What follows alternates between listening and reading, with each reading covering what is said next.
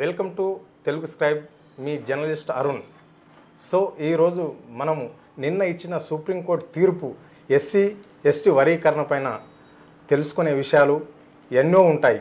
దానికి ఏ విధంగా తీర్పు ఇచ్చింది అని చెప్పేసి ఈరోజు మనతో ప్రొఫెసర్ గాలి వినోద్ కుమార్ ఉన్నారు. ఆయన అడిగి తెలుసుకునే ప్రయత్నం చేద్దాం. సార్ నమస్తే. నమస్తే, బాగున్నారా? బాగున్నాం సార్. బాగురా సార్? ఎస్సీ ఎస్టీ రిజర్వేషన్ వర్గీకరణ పై సుప్రీంకోర్టు ఇచ్చిన తీర్పుపై మీ అభిప్రాయం ఏంటి? రాజ్యాలకే అంటే రాష్ట్రాలకే అధికారం ఇస్తుందని నిర్ణయం తీసుకుంది, దాని పట్ల మీ అభిప్రాయం ఏంటి?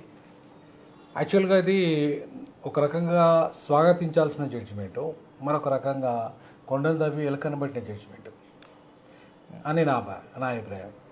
ఎందుకు ఈ రకంగా మాట్లాడాల్సి వస్తుందంటే, మీకు 565 పేజీల జడ్జిమెంట్ ఇది. ఒక పేజీగా 2 పేజీలు కాదు, మొత్తం 565 పేజీల జడ్జిమెంట్లో పెద్ద సారాంశం వాళ్ళు 2 అంశాల మీద ఇచ్చాడు. ఒకటేంటంటే, ఆయన ఇది న్యాయ సూత్రాలకు విరుద్ధంగా అంతకుముందు చిన్నయ్య కేసు ఏదైతే ఉందో సుప్రీంకోర్టే న్యాయ సూత్రాలకు విరుద్ధంగా ఉన్నది కాబట్టి మేము దీన్ని ఓవర్రూల్ చేస్తున్నాం అనేది ఒకటి. సహజ న్యాయ సూత్రాలకి దాన్ని మాత్రం మనం వెల్కమ్ చెప్తాం, 100% దాన్ని వెల్కమ్ చెప్తాం. సహజ న్యాయ సూత్రాలకు విరుద్ధంగా గతంలో చిన్నయ్య కేసు అనేది ఇచ్చింది అనేది దాన్ని వెల్కమ్ చెప్తాం. కానీ దాంట్లో ఇంకోటి అంశం ఏం చెప్పాడంటే, ఖచ్చితంగా క్రిమిలేయర్ అనే ప్రిన్సిపల్ మాత్రం అప్లై చేయండి అని చెప్పి కూడా రెండో అంశంగా మెజారిటీ జడ్జీలంతా అభిప్రాయపడ్డారు. సో ఇక్కడే ప్రాబ్లం అంతా ఉంది. ఇప్పుడు ఇప్పటిదాకా నేను చదువుతాను చూడ, విక్రమ్నాథ్ గారు ఏమంటారంటే, I am generally in agreement with the reasons and conclusions arrived in the opinion honourable chief justice and brother justice Gavai, in particular that the holding in EV Chinnaiah that subclassification within scheduled caste was impermissible, it does not lay down the good law and stands overruled అన్నాడు. కరెక్టే, ఇది good లా కాదు అంటే ఇది సహజ న్యాయ సూత్రాలకు విరుద్ధంగా ఇచ్చిన జడ్జిమెంటు అనేదాన్ని దాన్ని ఓవర్రూల్ చేస్తున్నా అని చెప్పేసి విక్రమ్నాథ్ గారు జడ్జిమెంట్ ఇచ్చారు. దాన్ని కూడా నేను కూడా అంగీకరిస్తున్నా. బట్ ఆయన ఇంకేమంటాడు అంటే, does not lay down good law and stands overruled, further any exercising involving subclassification by the state must be supported by the empirical data. ఇది కూడా బాగానే ఉంటుంది. ఎంపిరికల్ డాటా అనేది కూడా మంచి జడ్జిమెంటే. ఎందుకంటే ఎక్కడైనా ఎవరికి అన్యాయం జరిగిందనే డాటా తీసుకొని ఆ స్టేట్లో అమలు చేసేటప్పుడు ఎవరికి ఏ వర్గాలకు అన్యాయం జరిగింది, 59 కులాలు కావచ్చు, ఇంకా కొన్ని రాష్ట్రాలలో ఇంకా ఎక్కువ కావచ్చు, తక్కువ కావచ్చు, దాంట్లో మాత్రం ఖచ్చితంగా డాటా తీసుకోండి. ఆ డాటా బేస్గా మీరు వాళ్ళకు రిజర్వేషన్ల పంపిణీ చేయండి అని చెప్పేసి చెప్పడం జరిగింది. ఇక్కడ వరకు మనం దీన్ని 100% అంగీకరిద్దాం. ఓకే. కానీ రెండో అంశం ఇంకేమంటాడు, I'm also in agreement with the opinion brother justice Gavai కాబోయే చీఫ్ జస్టిస్ ఆఫ్ ఇండియా. ఇప్పుడు ఒక 2 నెలల 3 నెలల తర్వాత ఈయనది అయిపోతుంది, చంద్రచూడ్ గారిది. నెక్స్ట్ ఈయనే సీజే కాబోతున్నాడు. సో ఆయన ఇచ్చిన దాని జడ్జిమెంట్ ప్రకారంగా, ఆయన ఒపీనియన్ ప్రకారం ఏంటంటే, that creamy layer principle is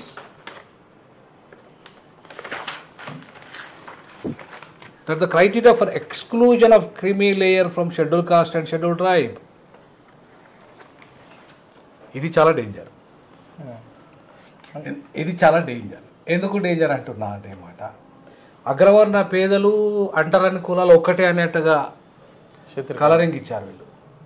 అంటరాని కులాలకు అగ్రవర్ణ పేదలకు ఎంత తేడా ఉందండి? చాలా తేడా ఉంటుంది. చెప్పండి. ఒక బ్రాహ్మణుడు నేను కులానికి తక్కువ కాదు కానీ ధనానికి తక్కువ అన్నాడు. ధనానికి తక్కువ అయినా సరే కులానికి తక్కువ కాదంటాడు. ఒక మాలమాదిగడు 100 కోట్లు ఉండని 1,00,000 కోట్లు ఉండని వాడికి గర్భగుడిలోకి ఎంట్రీ లేదు హిందూ దేవాలయాలు. సో నేను కులానికి తక్కువ కాదు, ధనానికి తక్కువ, ఇంత అంటే ఏమి చదవకపోయినా గుడ్డగోసి పెట్టుకొని పోయినా కూడా గర్భగుడిలోకి ఎంట్రీ ఉంది బ్రాహ్మణునికి, అగ్రకులాలకి. కానీ 100 కోట్లు 1000 కోట్లు 1,00,000 కోట్లు ఉన్నా సరే ఒక ప్రెసిడెంట్ ఆఫ్ ఇండియా అయిన రామ్నాథ్ కోవింద్కు గర్భగుడిలోకి ఎంట్రీ లేదు. కానీ ఈ రెండో ప్రిన్సిపల్ ప్రకారం ఏం చెప్తున్నాడంటే, ఈ క్రిమీ లేయర్ అనేది ఈ మధ్యకాలంలో ఈడబ్ల్యూఎస్ రిజర్వేషన్లు వచ్చింది. దాంట్లో ఈ క్రిమీ లేయర్ అనే సిద్ధాంతం ప్రకారంగా వచ్చింది అగ్రవర్ణ పేదలకి. అసలు ఇది భారత రాజ్యాంగము నిర్మాణ సభ దీన్ని ఒప్పుకోలేదు. ఎవరికి? ఎస్సీ ఎస్టీలకి క్రిమిలేయర్ పెట్టడాన్ని వ్యతిరేకించేది. ఇప్పటిదాకా సుప్రీంకోర్టు జడ్జిమెంట్ ఏ జడ్జిమెంట్ కూడా క్రిమిలేయర్ పెట్టమని చెప్పలేదు. ఎందుకు చెప్పలేదంటే ప్రధాన కారణం ఏంటంటే, ఒకటి, వీళ్ళు ఎంత కోటీశ్వర్లు అయినా కూడా వాళ్ళకు గుళ్ళోకి ఎంట్రీ లేదు, సమాజంలో ఇల్లు కిరాయి ఇయ్యరు. నేను ఇప్పటికీ ప్రొఫెసర్గా నేనున్నా కూడా నాకు ఒక ఇల్లు కిరాయి ఇవ్వమంటే నీ కులం మాదిగోనే ఇయ్య అంటాడు. ఇదే సిటీలో ఈ పక్కకున్న గురునాథరెడ్డి అనేటోడు మొన్న నేను ఈ మధ్య 15 రోజుల క్రితం ముచ్చట చెప్తాను. అట్లా జరిగిందా? మొన్ననే 15 రోజుల క్రితం జరిగిన ముచ్చట చెప్తాను నేను. ఆడే నీ కులం ఫస్ట్ పైసలు తీసుకున్నాడు, నా కలర్ చూసి ఎవరిని చూసి, తర్వాత నా కులం తెలవగానే నేను ఇయ్యానండి, నన్ను ఉరిదీసినా నేను ఇయ్యాను నీకు కిరాయి అని రిటర్న్ చేసి. అంటే నేను ప్రపంచంలో అత్యున్నతమైన చదువు చదివిన ఉస్మానియా విశ్వవిద్యాలయంలో అత్యున్నత పొజిషన్ డీన్ అనేది లా డిపార్ట్మెంట్లో, బ్రాహ్మణుడు రెడ్డు అన్ని కులాల కంటే చిన్న వయసులో ఆయన ఉంది. అంబేద్కర్ చదువుకున్న లండన్ స్కూల్ ఆఫ్ ఎకనామిక్స్లో, కొలంబియా విశ్వవిద్యాలయంలో చదువు చెప్పొచ్చినండి. అవునా? అట్లాంటి నాకు పక్కకున్న ఇల్లు కిరాయి ఇచ్చే పరిస్థితి లేదు. ఎందుకు? నాకు కులమే. అందుకే అంబేద్కర్ ఏం చేశాడు? మనల్ందరినీ ఈ 1500కు పైగా ఉన్న అన్ని అంటరాని కులాలని ఒక షెడ్యూల్లో చేర్చి షెడ్యూల్ క్యాస్ట్ అన్నాడు. తర్వాత 3000కు పైగా ఉన్న ఈ షెడ్యూల్ తరగతులను అందరినీ అంటరానితనం అనేది ఉంది కాబట్టి వాళ్ళందరినీ కలిసి ఏం చేశాడు? ఒక గొడుగుల షెడ్యూల్ ట్రైబ్ అన్నాడు. మనల్లంతా హోమోజేనియస్ అనే వర్గం కింద అంబేద్కర్ అండ్ బ్రిటిష్ వాళ్ళు ట్రీట్ చేశారు. ఎందుకంటే అన్టచబిలిటీ అనేది మనకుంది కాబట్టి. కానీ ఈ జడ్జిమెంట్లో ఏమంటాడు ఆయన? హోమోజేనియస్ కాదు అంటాడు. Schedule caste are not homogeneous అంటాడు. అంటే మనము అగ్రవర్ణాలే పేదలు ఎట్లయితే హోమోజేనియస్ కాదో షెడ్యూల్ కులాలు కూడా కాదు. ఎందుకంటే దాని డబ్బున్నోడు కూడా ఉంటాడు, పేదోడు కూడా ఉంటాడు, కరెక్టే. కానీ వీళ్ళందరూ అంటరానోళ్ళే, డబ్బులున్నా లేకపోయినా అంటరానోడే. గుళ్ళోకి ఎంట్రీ ఉండదు, కిరాయి ఇయ్యరు, ఇల్లు కిరాయి ఇయ్యరు. అట్లాగే సమాజంలో హోదా ఇవ్వరు, సమాన హోదా ఇవ్వరు. రాజకీయ రంగంలో మాదిగోనికి ఒక టికెట్ రేవంత్ రెడ్డి ఎందుకు ఇవ్వలేదు? ఎప్పుడు ఇవ్వలేడు?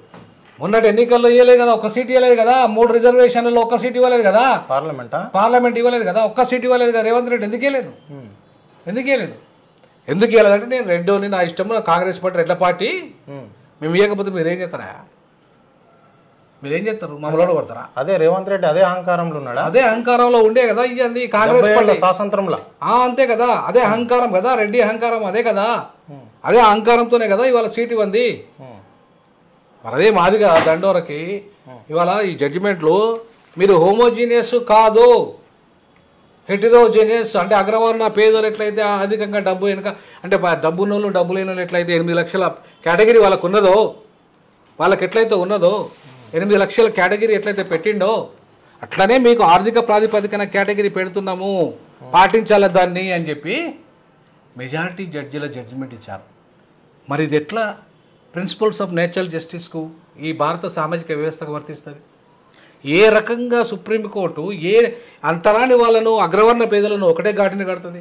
ఇప్పటి వరకు బ్యాక్లాగ్ పోస్టులు అట్లనే ఉండి దాంట్లో మీరు అర్హులే లేరని చెప్తున్నారు.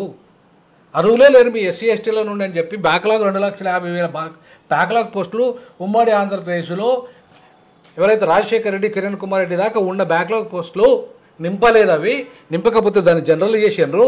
ఆ జనరల్ చేసి ఆంధ్రప్రదేశ్ కొన్ని, తెలంగాణకు కొన్ని ఇచ్చిర్రు. ఆ ఇచ్చిన వాటిని కూడా ఇంకా దాంట్లో జనరల్ చేసిన తర్వాత కూడా అవి నింపలేదు. నింపిన దాంట్లో 38,000 పోస్టులు మాత్రమే ఆ ఉమ్మడి మన తెలంగాణ రాష్ట్రంలో టీఆర్ఎస్ పార్టీ నింపింది. 38,000 పోస్టులు నింపితే దాంట్లో ఎస్సీలకు ఎన్ని వస్తాయి? 15% పోస్టులు అంటే ఎన్ని వస్తాయి? 38,000 డివైడెడ్ బై 15% అంటే ఎన్ని పోస్టులు వస్తాయి? 10,000కు ఎంత? 1000 పోస్టులు. అవునా? 30,000కు 3,000 పోస్టులు. 3,000 ప్లస్ 38,000 ఎంత వస్తాయి? 2,000 వస్తాయి. అంటే 4,000, 3,500 అనుకుందాం. 3,500 లేదా 4,000 అనుకో మనకు వచ్చే పోస్టులు. ఈ 4,000 పోస్టులలో మాదిగలకు ఎంత వస్తాయి? 60%. 60% పోస్టులు వస్తాయి. అవునా? 60% అంటే 4,000లో 60% అంటే ఎంత? అంటే ఒక 3,000, 3,000 కూడా ఉన్నాయి, 2,000 చిల్లర ఉంటాయి. ఈ 2,000 చిల్లర పోస్టుల కోసం 30 ఏళ్ళ పోరాటం జరిగింది. ఈ 30 ఏళ్ళ పోరాటంలో ఈ 2,000 పోస్టుల కోసము ప్రభుత్వ ఉద్యోగాలు ప్రైవేట్లో ఇయ్యాడు కదా. నేను ఛాలెంజ్ చేసి అడుగుతున్నా, రేవంత్ రెడ్డి నువ్వు ఆర్డినెన్స్ తెచ్చి వర్గీకరణను అమలు చేస్తా అన్నావు కదా, ప్రైవేట్ రంగంలో కూడా పెట్టంటున్నా. ప్రైవేట్ రంగంలో 90% ఉద్యోగాలు ఉన్నాయి. ఇప్పుడు నిన్నగాక మొన్న నువ్వు నిన్ననే 5 ప్రైవేట్ యూనివర్సిటీలకు అప్రూవల్ ఇచ్చినావు. అంటే దేశంలో అన్ని రాష్ట్రాల కంటే ముందు నిలబడి ఏబిసిడి వర్గీకరణ చేయడానికి తెలంగాణ ప్రభుత్వం బాధ్యత తీసుకుంటుంది అని చెప్పేసి నిండు అసెంబ్లీలో రేవంత్ రెడ్డి మాట్లాడుతున్నాడు. అవును, నేను అదే అంటాను, అదే నేను స్వాగతిస్తున్నా. నేను అదే ప్రైవేట్ రంగంలో కూడా చేయమంటున్నా. రేవంత్ రెడ్డి నీకు దమ్ము ఉంటే ప్రైవేట్ రంగంలో రిజర్వేషన్లు అమలు చెయ్యి, మా వర్గీకరణను కూడా ప్రైవేట్ రంగంలో చెయ్యి. 90% ఉద్యోగాలు ఉన్నాయంటున్నా, అందులో కేవలం 10% ప్రభుత్వ ఉద్యోగాలు ఉన్నాయంటున్నా. 10% ప్రభుత్వ ఉద్యోగాల్లో ఎవడైనా చేస్తాడు, నువ్వేంది నీ తాత కూడా చేస్తాడు. సుప్రీంకోర్టు జడ్జిమెంట్ ఇచ్చినాక నీకు దమ్ముంటే మొనగాడివి అయితే ఛాలెంజ్ చేసి విసురుతున్నా. నేను ప్రైవేట్ రంగంలో మాకు వర్గీకరణ పెట్టంటున్నా, మాకు వాటా అయ్యంటున్నా. చేసే దమ్ముందా నీకు? అరే సీటు నీ చేతిలో ఉన్న సీటే ఎంపీ సీటే ఇవ్వలేకపోయినవి ప్రైవేట్ వ్యక్తుల్లో ఉన్న దాంట్లో చేసే దమ్ము నీకుందా?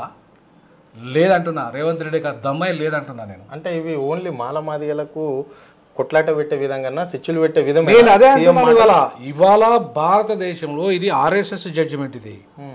This is not constitutional judgement.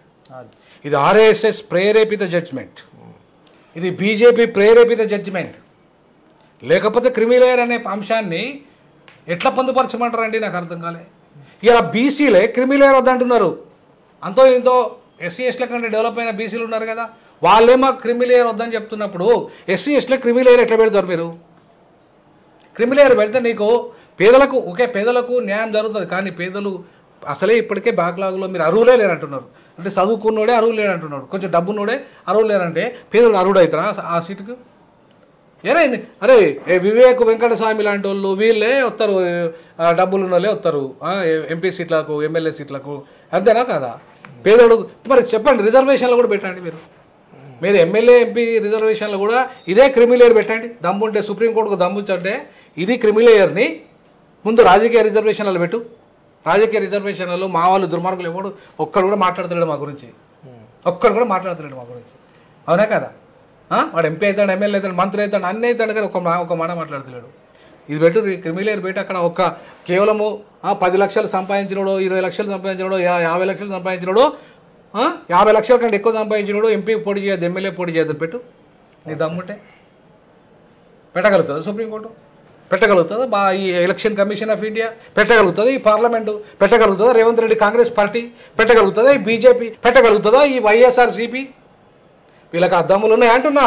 Babasaheb Ambedkar వారసులుగా నేను ఛాలెంజ్ విసురుతాను, వీళ్ళకి చేయండి మీరు, కుల వ్యవస్థను రద్దు చేయమని చెప్పే దమ్ము ఈ సుప్రీంకోర్టుకు ఉందా అంటున్నా. మమ్మల్ని అగ్రవర్ణ పేదలతో సమానంగా హోమోజెనియస్ అని చెప్పినప్పుడు మేము నేను మాదిగొని నన్ను బ్రాహ్మణ్గా చేయండి మీరు, దమ్ముంటే మీరు. నేను కులం మార్చుకోవడానికి రెడీ ఉన్నా. I'm ready for to change my cast. నేను మాదిగ నుండి బ్రాహ్మణ్ అవుతా, నాకు ఇవ్వనండి సర్టిఫికేట్ దమ్ముంటే. ఈ సుప్రీంకోర్టుకు నాకు ఆర్డర్ ఇవ్వనండి, ఈ పార్లమెంటుకు ఆర్డర్ ఇవ్వమని కులాలను మార్చమని దమ్ముంటే. అది మార్చడం చేత కాదు మీకు. ఈ కుల వ్యవస్థ ఇట్లనే ఉండాలి, మేము ఇట్లనే అణిచివేయాలి, మేము అన్టచబుల్స్గా ఉండాలి, కానీ మాకు మాత్రం క్రిమిలేయర్ పెడతారా మీరు? అంటే క్రిమిలేయర్ పెడితే ఎవడైతే డబ్బు ఉన్నోడు మాత్రం, అంటే ఆయనతో ఎలిజిబిలిటీ ఉన్నోడు మాత్రం రావద్దు. అది అట్లనే ఉంటే మళ్ళీ దాన్ని జనరల్కి మార్చాలి, జనరల్లో ఉన్నవానికి ఈ అవకాశం రావాలి. అరే ఇప్పటికే మీరు ఈడబ్ల్యూఎస్ పేరు మీద 10% అగ్రవర్ణ పేదలు రిజర్వేషన్లు రేవంత్ రెడ్డి అమలు చేస్తున్నాడు. ఇక్కడ తెలంగాణలో 7% మాత్రమే అగ్రవర్ణాలు ఉన్నారు. అందులో పేదోళ్ళు ఉన్నది 1 నుండి 2% మాత్రమే ఉంటారు పేదోళ్ళు. అంటే 2% అనుకున్న 10% ఇక్కడ ఇస్తున్నామంటే అగ్రవర్ణ పేదలకు 8% ఎక్కువ ఇస్తున్నావా లేదా అగ్రవర్ణాలకు? అవునా? పేదల పేరు మీద అవునా కదా? మరి అగ్రవర్ణాల పేదల పేరు మీద 8% నువ్వు ఎక్కిస్తున్నప్పుడు 93% ఉన్న మా వర్గాలు ఇవాళ తెలంగాణలో ఉన్నారు. దాంట్లో మేము అభివృద్ధి చెందితే గింతే 3% అభివృద్ధి చెంది ఉంటాం, లేదంటే 10% చెంది ఉంటాం. 83% అయితే పేదలమే కదా, అవునా? కనీసం 73% తీసుకో, మేము పేదలమే కదా. మాకు ఎక్కడికి రిజర్వేషన్లు కట్ చేసినావు నువ్వు? 50% పరిమితం చేసినావు మమ్మల్ని. ఈ 50% పరిమితం చేసినావు. మేమున్నది 93%, మాకు 50% రిజర్వేషన్లు పరిమితం చేసినావు. అవునా? నువ్వు 7% ఉన్నోనికి 10% ఇచ్చినావు. ఇది న్యాయం. అట్లాగే ఇంకా ఓపెన్ కేటగిరీలో 40% ఉన్న రిజర్వేషన్లో అగ్రవర్ణాలకే ఇచ్చినాం. అంటే ఈ 7% ఉన్నోళ్ళకు ఈ 10% ప్లస్ ఈ 40%, అంటే మొత్తం 7% ఉన్నోనికి 50%లో అవకాశాలు ఇస్తున్నావు నువ్వు. 93% ఉన్నోనికి కేవలం 50%లో అవకాశాలు ఇస్తున్నావు నువ్వు. దానికి ఇప్పటికి మళ్ళీ ఏం చేసిండు రేవంత్ రెడ్డి? 55 జీవో ఏదైతే ఉందో రూల్ ఆఫ్ రిజర్వేషన్ యథాతథంగా అమలు చేయండి, ఈ 50%లో అమలు చేస్తూ ఆ మిగతా 40% ఏదైతే ఉందో ఓపెన్ కేటగిరీ ఉందో ఆ ఓపెన్ కేటగిరీలో కూడా ఎస్సీ ఎస్టీలకు అవకాశం ఇవ్వమని చెప్పేసి 55 జీవోను రద్దు చేసిండు ఈ రేవంత్ రెడ్డి, సోకాల్డ్ రేవంత్ రెడ్డి. చేసి దాన్ని రద్దు చేసి ఏం చేశాడు? జీవో నెంబర్ 29 తీసుకొచ్చాడు. ఈ జీవో నెంబర్ 29 ప్రకారం ఏంటంటే నువ్వు ఈ 50%లో ఉండాలి, ఈ ఓపెన్ కేటగిరీ 40% ఏదైతే ఉందో అందులోకి రావద్దు. 10% ఎట్లాగూ ఈడబ్ల్యూఎస్ పోయింది కదా, అగ్రవర్ణ పేదలు పోయింది కదా, ఇంకా 40% ఉంటుంది కదా ఓపెన్. ఆ 40%లో ఈ ఎస్సీ ఎస్టీలు ఎంటర్ కావద్దు. ఎవరు కావాలి? ఈ ఈడబ్ల్యూఎస్ వాడు కూడా మళ్ళీ ఇలా కొత్తాడు, వీరికి ఇలా రాకపోతే ఇలా కొత్తాడు. అంటే 7% ఉన్న వాళ్ళకు నువ్వు 50% అమలు చేయడానికి 29 జీవో తెస్తావు. అంటే ఈ గ్రూప్ 1 ఆఫీసర్లు, కలెక్టర్లు, డిప్యూటీ కలెక్టర్లు, డిఎస్పీలు వీళ్ళందరూ ఈ 29 జీవో ప్రకారంగా ఈ 40% ప్లస్ ఈ 10% 50% కోత కొట్టేయాలి. మేమందరం 93% ఉన్నోళ్ళు ఇళ్ళనే ఇరుక్కోవాలి, ఇళ్ళనే కావాలి. మేము ఈ గ్రూప్ 1లో డిప్యూటీ కలెక్టర్లు కావద్దు, క్లాస్ 1 ఆఫీసర్లు కావద్దు, అయితే గీతే 15%లో ఉన్న వాళ్ళం కావాలి. ఒకవేళ నాకు 100కు 93 మార్కులు వచ్చినా నేను ఎక్కడికి పోవాలి? ఈ 50%లోనే ఉండాలి. ఒకవేళ ఒక బ్రాహ్మణునికి, ఒక రెడ్డికి, ఒక వైశ్యునికి 60 మార్కులు వచ్చినా కూడా వాడు ఎక్కడికి వస్తాడు? పోటీ ఇళ్ళకు ఈడబ్ల్యూఎస్లో పోతాడు, అలా దొరకకపోతే ఓపెన్ కేటగిరీలో పోతాడు. అంటే రిజర్వేషన్లో లాభపడుతున్నది వాడు 7% అగ్రవర్ణాలే కదా. రేవంత్ రెడ్డి నీకు దమ్ముంటే, నీకు చిత్తశుద్ధి ఉంటే రిజర్వేషన్ల పట్ల ఇమ్మీడియట్లీ నువ్వు తెచ్చిన 29 జీవోను రద్దు చేయి. 30 లక్షల మంది నిరుద్యోగులు ఉన్నారు, మా వర్గాలే ఉన్నారు అందులో ఎక్కువ. నీవు ఇవాళ నీ వర్గాలకు మొత్తం అవన్నీ ఇవ్వడానికి 50% ఇంపార్టెంట్ పోస్టులన్నీ ఇవ్వడానికి నువ్వు తెచ్చిన ఈ జీవో 29 రద్దు చేసి ఛాలెంజ్ చేస్తున్న దమ్ముంటే నీకు రిజర్వేషన్ల పట్ల చిత్తశుద్ధి ఉంటే రద్దు చేయంటున్నా, నేను ఛాలెంజ్ విసురుతున్నా. ఇప్పుడు ఇచ్చిన ఉద్యోగ నోటిఫికేషన్లో వరీకరణ అమలు చేస్తాం అని నిండు అసెంబ్లీలో స్పష్టంగా సీఎం రేవంత్ రెడ్డి వ్యాఖ్యలు చేశాడు. దాన్ని ఎట్లా తీసుకోవాలంటే మాదిగల్ని మోసం చేయడానికి తీసుకోవాలి, షెడ్యూల్ కులాలను మోసం చేయడానికి తీసుకోవాలి. ఎందుకు తీసుకోవాలంటున్నా ఈ మాట అంటే, నువ్వు ఇప్పుడే చెప్పినా కదా, నేను 29 జీవో తెచ్చినావు, జీవో నెంబర్ 29 తెచ్చినావు. తెచ్చిన తర్వాత నువ్వు వచ్చే ఒక్కవేళ ఇప్పుడు 30,000 ఉద్యోగాలు మొన్న ఇచ్చిండు, అది వదిలేయి. ఇప్పుడు ఇస్తాడు 1,00,000 ఉద్యోగాలు ఇస్తాడు అనుకుందాం. మొత్తం ఆయన మొత్తం పరిపాలనలో 1,00,000 ఇస్తాడు అనుకుందాం. జాబ్ క్యాలెండర్ 2 లక్షలు ఇస్తాడే అనుకుందాం, లేకపోతే 2 లక్షలు అనుకుందాం. జాబ్ క్యాలెండర్ 2 లక్షలు మొత్తం ఆయన మొత్తం 5 ఏళ్ళ పీరియడ్లో 2 లక్షలు ఇస్తాడు అనుకుంటాం. 2 లక్షలలో 15% అంటే ఎంత వస్తాయి? 15,000. 15,000 30,000 వస్తాయి, అంతేనా? అవునా? అంతే కదా. ఈ 30,000 ఉద్యోగాలలో మాదిగలకు వచ్చేటి మాదిగా అంటే అనుబంధ కులాలకు 60% వస్తాయి. అంటే ఎంత? 30,000లో 60% అంటే ఎంత? ఇప్పుడు 50% అంటేను 15,000, అవునా? 60% అంటే ఇంకో 1,000, 2,000, 5,000 వేసుకో, అంటే 1,500 వేసుకో, అంటే 16,500 ఎవరికి ఇస్తాడు? మాదిగా అండ్ అనుబంధ కులాలకు, అవునా కదా? ఈ 16,000 పోస్టుల కోసము నువ్వు మాకు ఇస్తే నువ్వు అగ్రవర్ణాలకు ఎన్ని ఇస్తాను? ఈ 2 లక్షల పోస్టులలో వాళ్ళ జనాభా 7% ఉన్నది. వాళ్ళ జనాభా 7% ఉన్నది. మా రిజర్వేషన్లు 2 లక్షలు, మొత్తం 50% రిజర్వేషన్లు కొట్టాయి, తీసేస్తే 1,00,000 ఉద్యోగాలు మాకపోతాయి. మొత్తం అందరికి 93% జనాభాకి 1,00,000 ఉద్యోగాలు పోతే 1,00,000 ఉద్యోగాలు ఎవరికి ఇస్తున్నావు? 7%. మరి ఎవరిని మోసం చేస్తున్నావు? వర్గీకరణ పేరు మీద ఎవరిని మోసం చేస్తున్నావు? వర్గీకరణ కావాలని మాలమాది వల్లే కదా పోరాటం కొట్లాడేది కదా. కానీ లబ్ధి చేకూరుతున్నది ఎంత అంటే, ఒకవేళ వర్గీకరణ చేయకపోతే మా అంటూ 10,000 ఉద్యోగాలు 10,000కి వచ్చేటి, చేయడం వల్ల ఇంకొక అదనంగా 6,500 అదనంగా పెరిగినాయి. అవునా కదా? ఈ 6,500 ఉద్యోగాల కోసం 30 ఏళ్ళ నుంచి పోరాటం చేస్తే వచ్చిన బిచ్చం ఇది. అవునా కదా? అరే ఏ పోరాటం లేకుండా ఇవాళ రెడ్లు ముఖ్యమంత్రి అవుతున్నారు. 2,91,000 కోట్ల బడ్జెట్ సంవత్సరానికి పెడుతున్నారు. ఈ లక్షల కోట్ల రూపాయల బడ్జెట్లో ఈ మాల మాదిగలకు వాటా వస్తే ఎంత వచ్చేది? వాళ్ళ జనాభా 15% అంటే ఒక 3 లక్షల కోట్లు వేసుకున్న యావరేజ్గా బడ్జెట్. అవునా? 3 × 15 అంటే ఎంత? 5 ఏళ్ళ బడ్జెట్ వీళ్ళు పెట్టేది 15, 3 లక్షల కోట్ల × 15 అంటే 3 అంటే 5 అంటే 3 × 5 ఎంత? 5 కోట్ల 5 5 2 10 5 3 15 అంటే 15 లక్షల కోట్ల బడ్జెట్లో ఈ వర్గాలకు ఎంత వాటా రావాలి? 15%లా. కనీసం 15 లక్షల కోట్ల బడ్జెట్లో కనీసం ఒక 5 లక్షల కోట్లు అయితే రావాలి కదా. 5%. మరి ఇంత బడ్జెట్ గురించి నేను మాట్లాడతాడా ఈ మందకృష్ణ మాదిగా? నేను మాట్లాడతాడా ఈ మాల మహానాడు? నేను మాట్లాడతాడా ఈ దళిత సంఘాలు? అరే ఇన్ని లక్షల కోట్ల రూపాయల బడ్జెట్లో నీ వాటా ఏంద్రా భయ్? అధికారం నీ చేతిలో ఉంటే ఇదంతా నువ్వు కదా కంట్రోల్ చేయాల్సింది. పరిశ్రమలు నువ్వు కదా కంట్రోల్ చేయాల్సింది. ప్రాజెక్టులు నువ్వుగా ఇవ్వాల్సింది. కాంట్రాక్టులు నువ్వు కదా ఇవ్వాల్సింది. నువ్వు అధికారంలోకి వస్తే అరే వాళ్ళ దగ్గర బిచ్చ 6,000 ఉద్యోగాల కోసం బిచ్చేసుకునే ఉద్యమాలు ఎంతకాలం ఇది బిచ్చకాలం ఉద్యమం. అందుకే కాంశీరామ్ గారు ఏమన్నారంటే, దండోరా ఉద్యమాన్ని ఏమన్నారంటే, a beggar fighting against of a beggar. ఒక భిక్షగానికి వ్యతిరేకంగా మరో భిక్షగాడు పోరాటం చేయడమే వర్గీకరణ అన్నాడు. అరే ఇవాళ నేను కూడా అంటున్నా, లెక్కలతో సాధించడానికి రెడీ ఉన్నా. దీనివల్ల ఎంత బాగుపడతారు?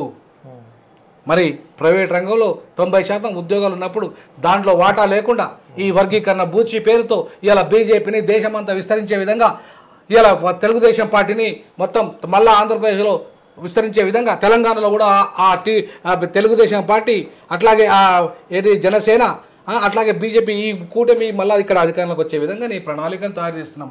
కృష్ణ మాదిగా రేవంత్ రెడ్డి, ఈ చంద్రబాబు నాయుడు, ఆ బీజేపీ నరేంద్ర మోడీ మావన్ని పావుగా వాడుకుంటారు. మీరు మమ్మల్ని అంధకారంలో నెట్టేస్తారు. మన ధర్మం వల్ల మేము బానిసలం అయిపోవాలి, మాకు అధికారం దూరం కావాలి, అడక దినాల మీ దగ్గర మేము ఈ ఎజెండాలో మేము వర్గీకరణ పెరిగి రేవంత్ రెడ్డి దొర అని చెప్పి నిన్న అసెంబ్లీలో మళ్ళీ మాదిగోళ్ళంతా రెడీ అవుతారు. ఓ దొర, ఈ దొర నాకు మంత్రి పదవి దొర అని ఒక ఆయన ఒక డాక్టర్, పెద్ద డాక్టర్ అయినా, మా దొర అయ్యా నీ దండము వర్గీకరణ అమలు చేస్తాను నా రేవంత్ రెడ్డి దొర, నీ కాళ్ళ మీద మేమందరం ఇచ్చితే బడిగా మేము లేవమిగా అనే పరిస్థితులలో ఇవాళ మాదిగ జాతిని ఇవాళ బానిసత్వాలకు నెట్టేస్తున్నాయి. వాళ్ళని ఏమనాలంటున్నా, ఈ ఆధునిక బానిసలను ఏమంటున్నా? చివరిగా దీనికి అవసరమైతే ఆర్డినెన్స్ తీసుకొచ్చి మాదిగ సోదరులకు న్యాయం చేస్తామని సీఎం గంట పదంగా చెప్తున్నాడు. అదే విధంగా మళ్ళీ ఇంకోటి ఉపకులాలను కూడా యాడ్ చేస్తున్నాడు. ఈ ఉపకులాలు అంటే దాదాపుగా ఎస్సీలలో 59 ఉపకులాలు, అంటే 2 మాల మాదిగా మినహాయిస్తే 57 అవుతుంది. అంటే ఇందులో ఏమన్నా లెక్క తీస్తాడా?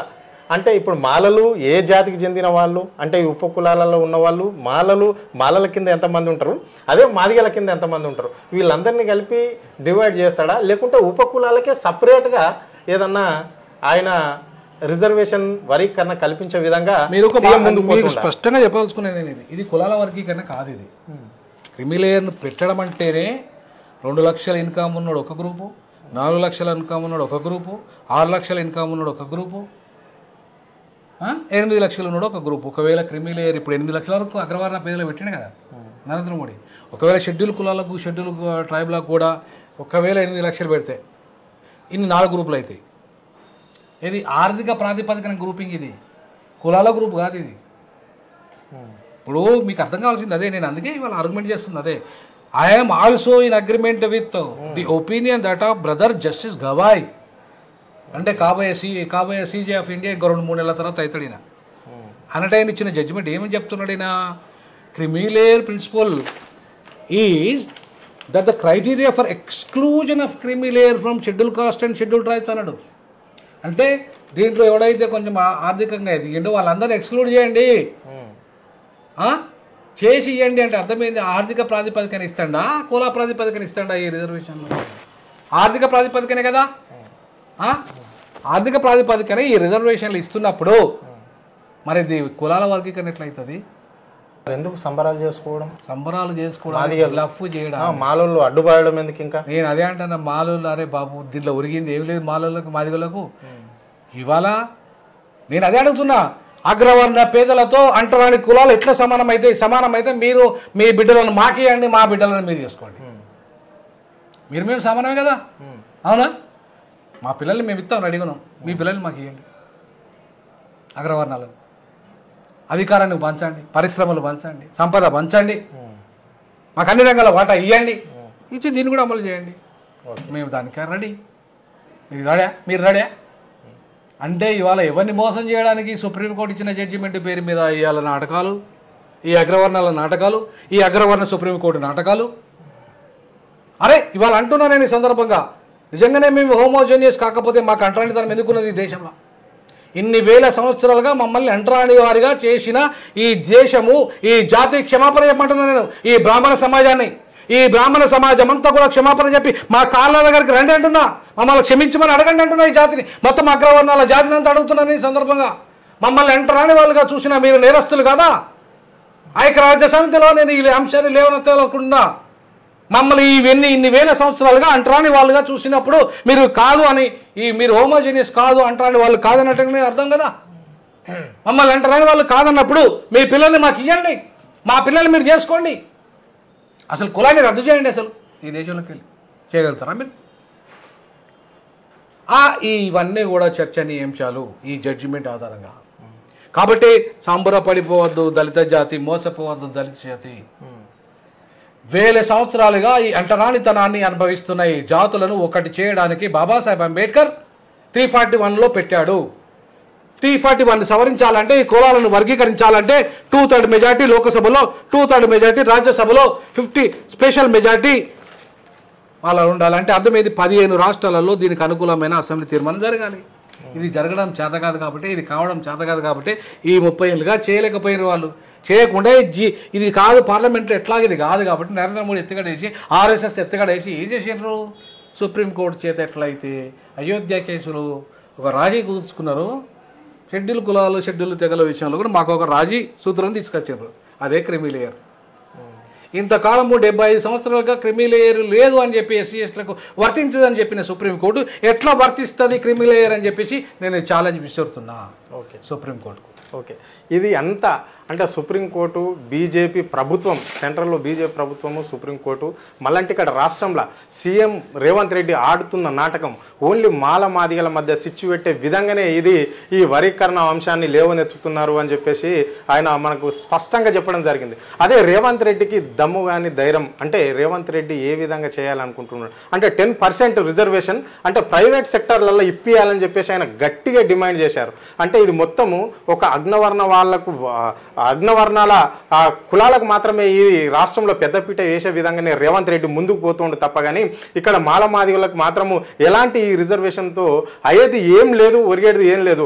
ప్రైవేట్ రంగంలో 10% రిజర్వేషన్ కావాలని ఆయన గట్టిగా చెప్పడం అనేది జరిగింది. సో అంటే ఇక్కడ మాత్రం ఓన్లీ మోసం చేయడానికే 30 ఏళ్ల నుంచి కూడా ఇంకా అణగారిన వర్గాలను అంటే దళితులను మోసం చేస్తూనే వస్తున్నాయి కాంగ్రెస్ ప్రభుత్వం కావచ్చు, ఇక్కడ బీజేపీ ప్రభుత్వం కావచ్చు.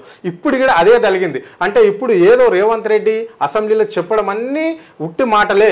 అంటే మొన్నటికి మొన్న 3 స్థానాలలో ఉన్న ఎంపీ స్థానాలలో ఒక్కటి కూడా మాదిగా జాతికి కేటాయించిందా అని చెప్పేసి ఆయన రేవంత్ రెడ్డిని సూటిగా అడగడం జరిగింది. సో ఇది కూడా నాటకం. ఏదో వాళ్ళ మనుగడ కోసం మాత్రమే ఈ రిజర్వేషన్ తీసుకొచ్చి వీళ్ళను దళితులను, అణగారిన దళితులను డివైడ్ చేసి పాలించడం అనేది రేవంత్ రెడ్డి లక్ష్యం అని ఆయన గట్టిగా స్పందించడం. బీజేపీ కాంగ్రెస్ ఇవి రెండు అంటే ఈ దళితులను ఈ దేశంలో వాళ్ళు ఏదో ఏలడానికి ఇలాంటి సన్నాగాలు సిద్ధం చేసుకుంటున్నారని చెప్పేసి మనకి ఈ స్పెషల్ ఇంటర్వ్యూలో వినోద్ కుమార్ చెప్పడం జరిగింది.